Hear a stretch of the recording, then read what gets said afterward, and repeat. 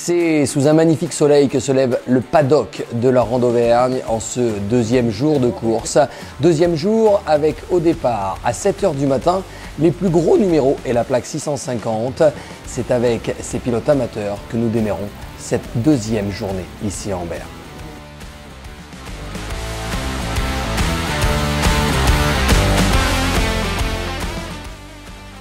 Sortie d'Ambert, direction le village des Chaux pour la première spéciale de cette journée, la spéciale en ligne qui était redoutée par les pilotes.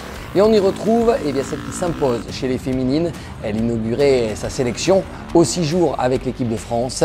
C'est la pilote du motoclub du Haut-Allier, Marine Lemoine. Cette ligne tant redoutée, en croire les images, Corentin Amat a fait les frais de la difficulté de cette spéciale. Heureusement, sans gravité et sans dommage pour la suite de la journée. Les pilotes du Livradois également étaient présents et celui qui s'en est le mieux sorti pour sa première Rando Auvergne, c'est le jeune Ewen Forestier-Chiron dans toutes les spéciales et notamment la spéciale numéro 2 de la journée où il était l'enfant du pays. Il a reçu le soutien de ses supporters. Il termine à une magnifique 31e place au scratch.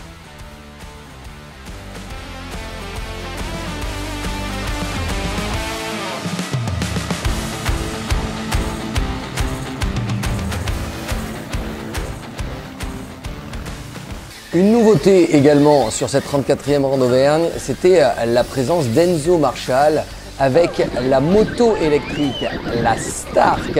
Évidemment, ça fait un peu bizarre de se balader par les chemins du Nord de Forez sans bruit, mais en tout cas une belle prouesse pour le pilote alti-ligérien qui arrive à l'arrivée de cette 34e Rando Auvergne. Le meilleur pilote du motoclub du Livradois, Ewen Forestier-Chiron, mais le meilleur pilote local, c'est bien le pilote du Saint-Just Moto Loisirs, Yann Dupic, qui après son abandon prématuré de l'année dernière, termine cette année à une belle 15e place. Dans cette première spéciale de la journée, spéciale en ligne, c'est bien les pilotes de l'Enduro GP qui ont impressionné. Joseph Garcia s'impose devant le Belge Antoine Maguin et celui qui prend la 3e place, l'Italien Andrea Verona. L'expérience des spéciales défoncées du mondial a payé à l'occasion de cette spéciale numéro 1 du dimanche.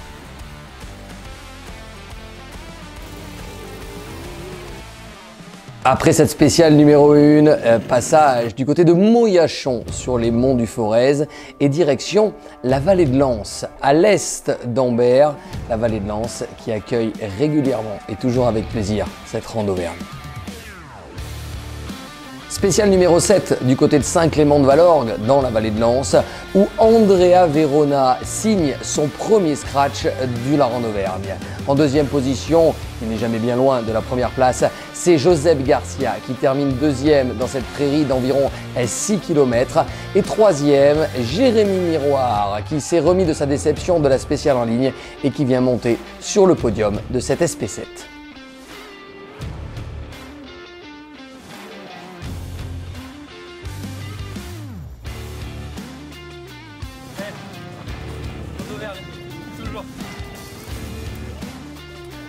Après la spéciale de Saint-Clément-de-Valorgue, direction le sud de la vallée de Lens et Vivrolles qui accueillait le premier CH de cette journée, bien surveillé par le château de Vivrolles qui est encore bien debout.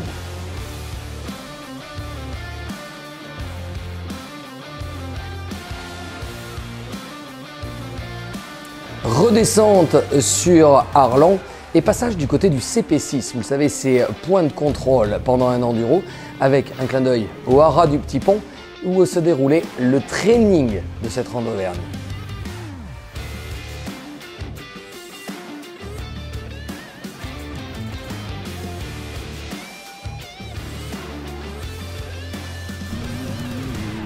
On remonte dans les monts du Livradois pour la spéciale numéro 8, direction Saint-Bonnet-le-Bourg, où dans cette spéciale, Joseph Garcia s'impose devant Andrea Verona. Et c'est Hugo Blanjou qui va prendre la 3e place, nos deux pilotes internationaux qui jouent à toi, à moi, dans ces spéciales du dimanche.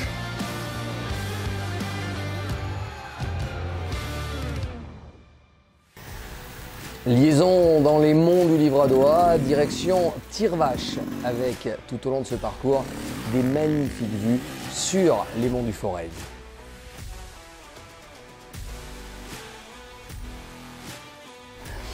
Redescente dans la vallée, direction Marsac en Livradois, dans la SP9 où le trio de tête est le même que la spéciale précédente. Mais on vous emmène faire un tour avec le champion du monde, Josep Garcia.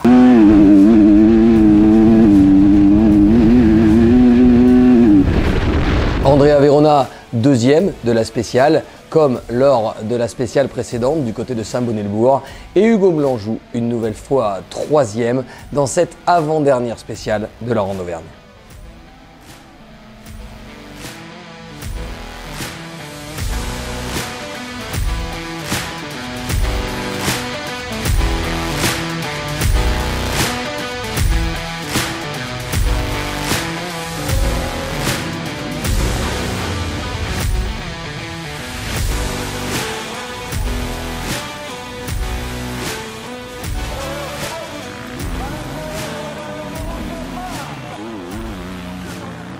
Retour sur Ambert avec la traditionnelle et presque mythique spéciale de Carrefour, les départs en groupe avec le Super Motard où on a eu d'énormes batailles dans les différentes séries. Et à la suite, non pas de cette 10e, mais bien 11e spéciale avec la spéciale cachée, eh bien c'est Josep Garcia qui inscrit son nom au palmarès de la Ronde Auvergne.